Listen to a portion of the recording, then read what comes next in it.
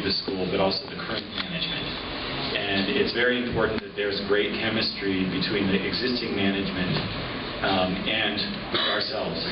So I will personally be involved with the schools at a higher level, but the existing school management will be retained. We plan to provide them with additional resources to open new programs. We already have several new programs that are in the works, so I would expect that we will be adding professors and programs over the next year and in coming years as well.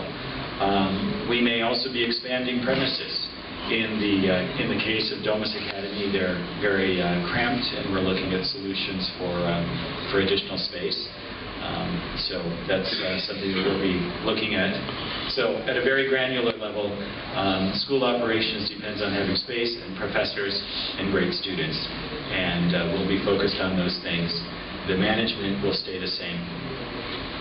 I think one of the challenges when we enter into a new market or a institution joins the Laureate network, there's always this question of what will change. And we're always torn between what we know people want to hear, that nothing will change. But the reality is that these schools would have changed on their own.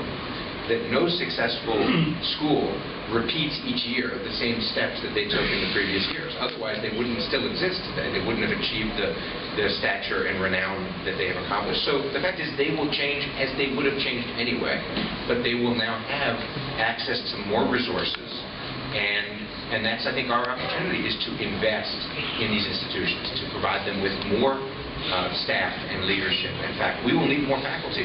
David and I were having a conversation about the judging panels for student projects around the world, and I was asking him how many faculty will they need to add if we have 100 students tomorrow in Sao Paulo, Brazil, that want to develop programs and have them evaluated and judged in Milan. There wouldn't be enough staff to do it. So I think there will be more space, there will be more staff, there will be more financial resources available to the schools. So there will be change. I think it will be very positive change. And I would say anybody in the school leadership who believes that schools, like living organisms, reinvent and change, they will be here for years to come. That, to me, is the most fundamental attribute of when we ask our management to stay. It's because they're committing to self-renewal and not to ask us to do the renewal for them. So it really is a balance.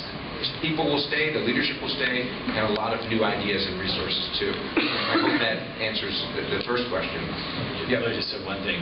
The hardest person for us to ever replace, obviously, would be Grazia Mazzocchi. And she has agreed to continue on providing support in the years ahead, and we'll probably be asking her to do more than she wants to do. But we have a very, very positive relationship with Grazia, and as we move forward, I think we will be actually looking to especially the department heads, to step forward, to bring ideas, and to fill that void that obviously would exist as Grazia gradually steps away from the active operational role that she's had. But part of why we're investing is that we like the team. We think that the people in these schools represent the kind of leadership that can take these schools to new heights.